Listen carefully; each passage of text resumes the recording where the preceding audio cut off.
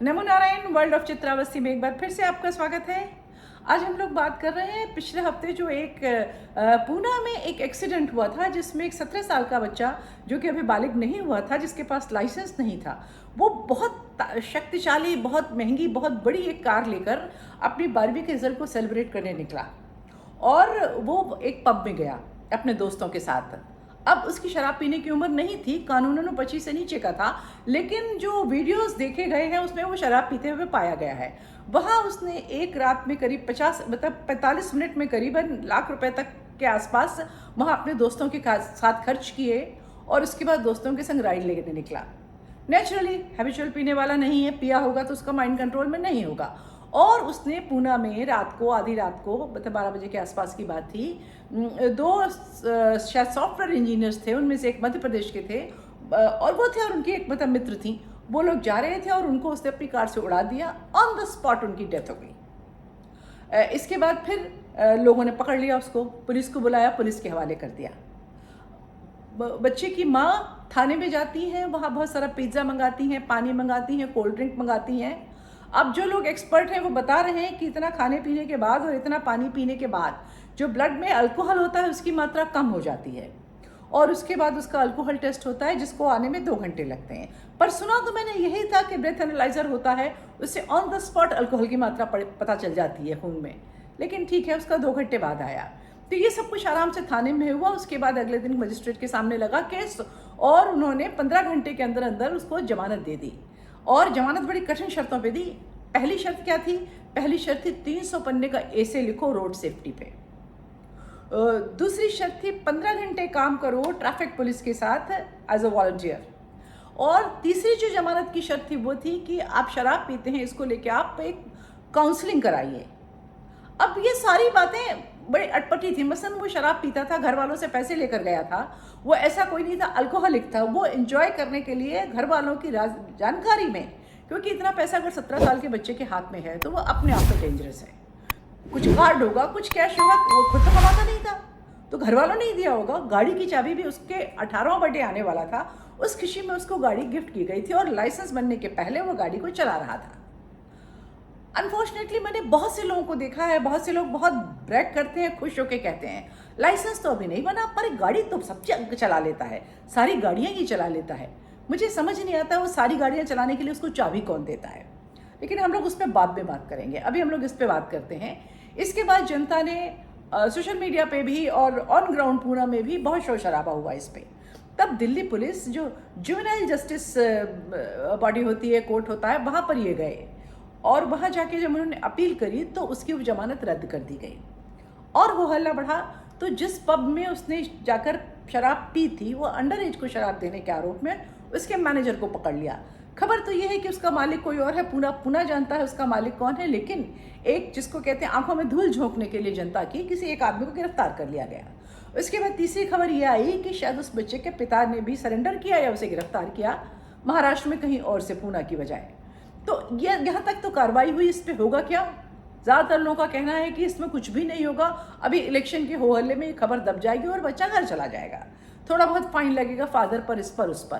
But लेकिन प्रश्न ये है कि हम लोग पिछले कई साल से ये पैटर्न देखते आ रहे हैं कि लड़के, मतलब जो 17-18 साल से लेकर और 25, 30, 32 तक के बड़े फेटल एक्सीडेंट करते हैं इन इम्पोर्टेड कार्स के साथ। ये जो बड़ी बड़ी गाड़ियाँ हैं, जिसको कारों के शौकीन अपनी भाषा में कहते हैं बीस्ट है ये, तो इनसे जो एक्सीडेंट होते हैं बड़े खतरनाक फेटल होते हैं। हम आपकी तरह कोई, हम पंच और वैगन आर लेके निकल जाते हैं ना, अगर हम किसी से लग भी जाते हैं जाके तो न वो मरता है ना हम मरते हैं।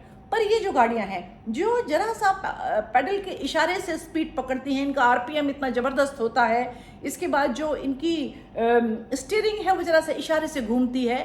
वो बात अलग है कि ब्रेक भी उतनी आसानी से लगते हैं पर शायद वो बच्चे लोग वो नहीं लगा पाते हैं।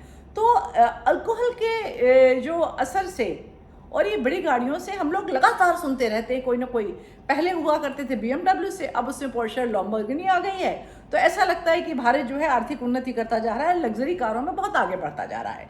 लेकिन अभी हम लोग इस विषय पर खुश नहीं होंगे, अभी हम सिर्फ इसकी बात करेंगे। तो हमने देखा जो ऐसे ज़्यादा फेटल एक्सीडेंट होते हैं, ऐसे खतरनाक एक्सीडेंट जो होते हैं, ज़्यादातर ये लग्जरी कारों से होते हैं, क्योंकि एक तो ये कारें बनी इस तरह से हैं कि हमारे यहाँ के कंजेस्टेड ट्रैफिक के हिसाब से नहीं हैं।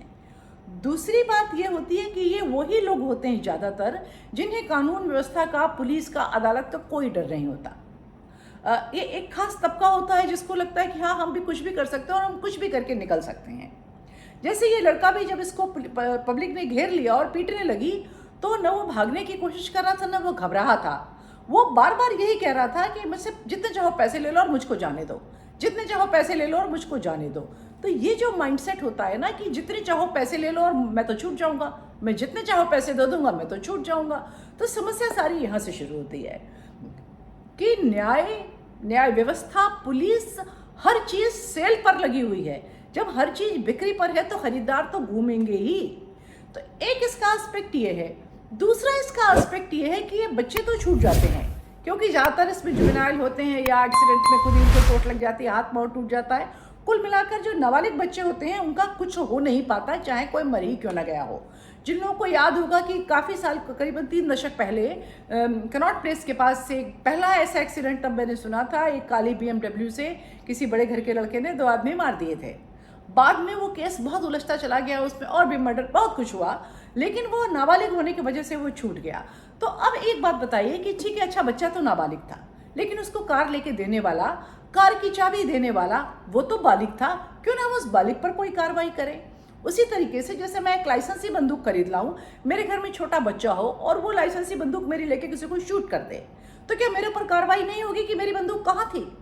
उसी तरीके से क्या इन कार वालों पे कोई कार्रवाई नहीं होती है? और हम लोग अदालतों को गाली देते हैं, लेकिन अदालतें बहुत दफ़ा जो विद इन द फ्रेमवर्क काम करने को मजबूर होती हैं।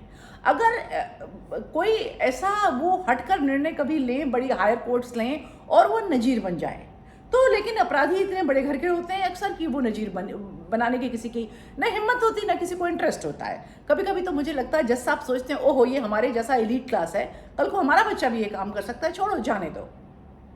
ऐसा मुझे लगता है कि वो सोचते होंगे, हो सकता है वो न सोचते हों, ऐसा कुछ इससे बहुत अच्छी बात सोचते हों, मुझे नहीं पता।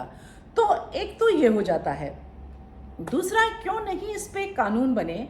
और हम लोग क्या इंतज़ार होता है कि जब दुर्घटना हो जाए तो शोर मचे।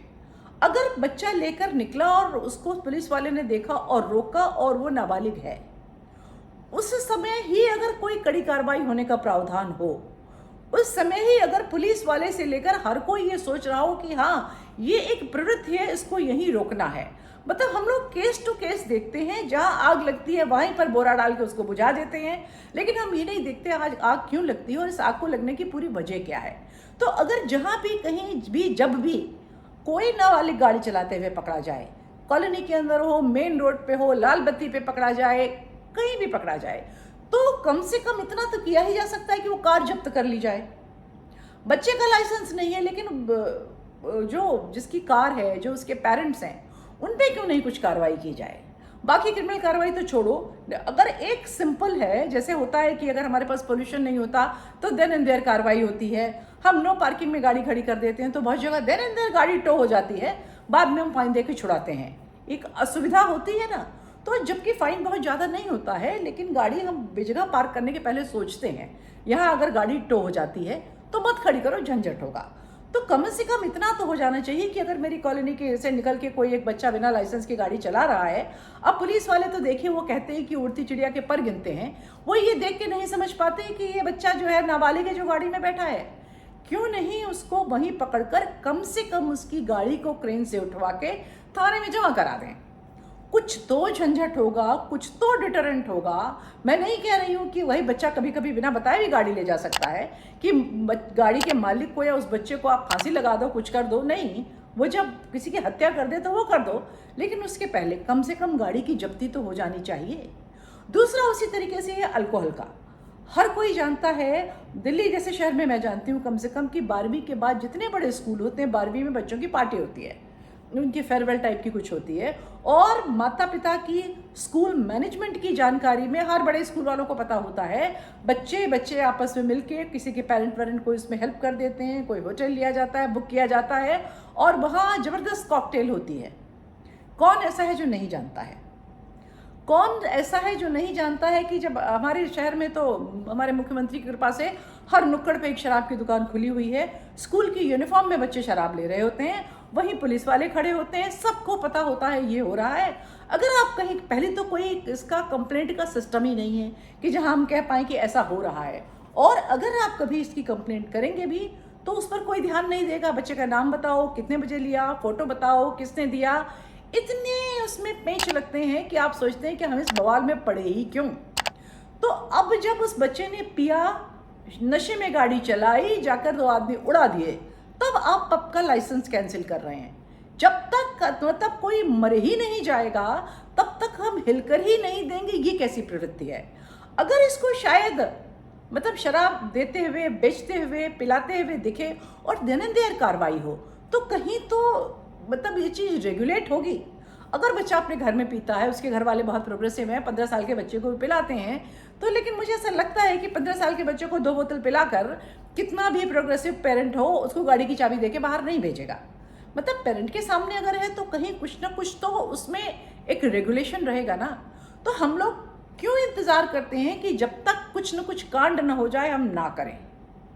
अब इसमें 2 चीज़ें समझ में आती हैं मुझे। एक तो जो है इतनी ज़्यादा उदासीनता है कानून बनाने वालों को कि कानून के रखवालों की, कि इस पर कोई सोचता ही नहीं है। रोड सेफ्टी का एक ये अभिन्न अंग है जिस पर कोई नहीं सोच रहा है। दूसरा कि वो जो तबका है वो जानता है कि हम कुछ भी कर लेंगे, हम कहीं भी निकल जाएंगे, हमारा तो कुछ नहीं बिगड़ेगा। ये 2 प्रवृत्तियां देश के लिए इतनी घातक हैं जो हर क्षेत्र में हमको नुकसान पहुंचा रही हैं। मेरी ईश्वर से यह प्रार्थना है कि कभी न कभी कानून बनाने वालों को समझ आ जाए, पता नहीं आएगी कि नहीं आएगी, और कानून पालन करने वालों को भी। मगर मुश्किल ये है कि जो कानून पालन कर रहे हैं, कानून पालन करवा रहे हैं, उनमें कहीं कोई ज़्यादा अंतर नहीं है, वो आपस में घुले मिले हुए हैं। जो यहाँ पर कानून पालन करा रहा है वो दूसरी जगह तोड़ रहा है, जो दूसरी जगह करा रहा है वो तीसरी जगह तोड़ रहा है। ऐसा उम्मीद तो बहुत नहीं है, लेकिन फिर भी मैं ईश्वर से प्रार्थना करती हूँ कि एक दिन ऐसा आए कि हमारे देश में जान की कीमत किसी और चीज़ से ज़्यादा हो जाए, ह्यूमन लाइफ की कीमत ज़्यादा हो जाए। तब तक के लिए आज्ञा दीजिए, नमस्कार।